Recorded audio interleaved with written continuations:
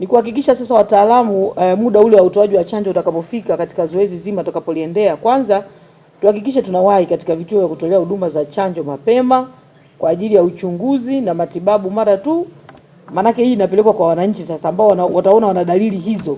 kwamba wahakikishe wanawahi katika vituo vyetu vya kutolea huduma mara tu wanapoona dalili za kupooza ghafla kwa mtoto. Kwa maana hii elimu ambayo inabidi tuendelee kuipeleka kwenye jamii yetu kwa ujumla wake. Lakini jambo la pili, kutoa taarifa mapema kwenye kituo cha kutolea huduma za afya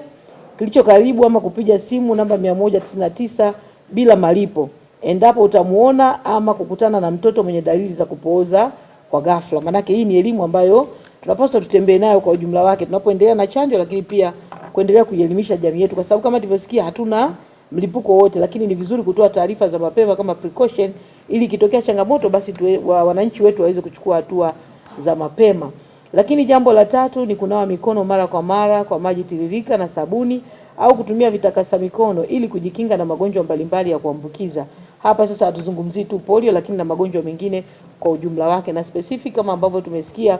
hivi karibuni taarifa Wizara ya Afya ilisema pia mlipuko wa ugonjwa wa COVID inaonekana bado ulikuwa umeonekana bado ni changamoto, na tulielekezwa kuendelea kuchukua tahadhari. Kwa hivyo tunaendelea kukumbushana ili basi pamoja na gonjwa hili ambalo tunaendelea kuchukua tahadhari nalo, lakini na magonjwa mengine, lakini kuhakikisha matumizi sahihi ya vyoo wakati wote ili kuepukana na magonjwa hayo kama ambavyo imesemwa,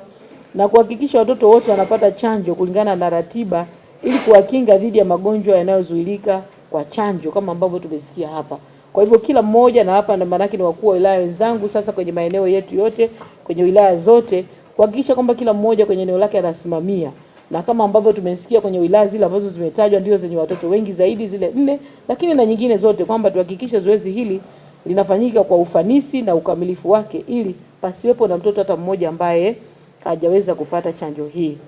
Kwa hivyo ni vizuri pia watu wa huduma watakapokwenda kwenye maeneo yetu tuhakikishe na wenyewe pia wanachukua tahadhari za kiusalama,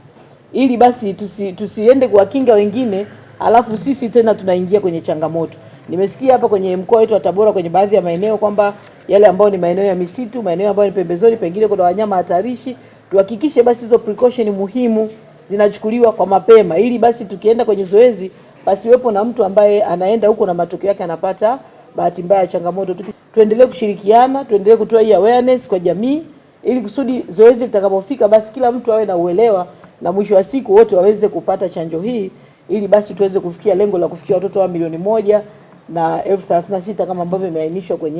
kwenye taarifa zetu. Lakini pia wazazi, kwa sababu kumekuwa na dhana tofauti tofauti, baadhi yetu wazazi wanaona kwamba labda chanjo hizi zinakuwa sio rafiki, ni elimu tu ambayo iko huko duniani. Kwa hiyo naamini kupitia wataalamu tukiendelea kuwafikia wazazi kwa wakati, ili basi siku itakapofika watu wote wawe na uelewa huo, na nadhani zoezi litakwenda vizuri bila kuwa na changamoto yoyote. Maandalizi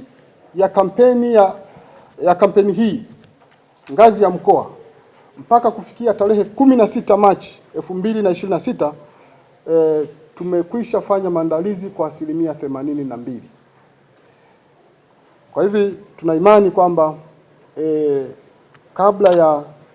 tarehe ya utekelezaji wa kampeni hii, Mheshimiwa mgeni rasmi, tutakuwa tumefikia 100% na tutakuwa tayari kwa ajili ya utekelezaji wa kampeni hii. Lakini ukiangalia walengwa kwenye hii mikoa, kwa mkoa wa Tabora tunachangia kwa 19% ya walengwa wote wa nchi nzima, ambao ndio mkoa pekee unayebeba watoto wengi wenye umri huo wa chini ya miaka 10.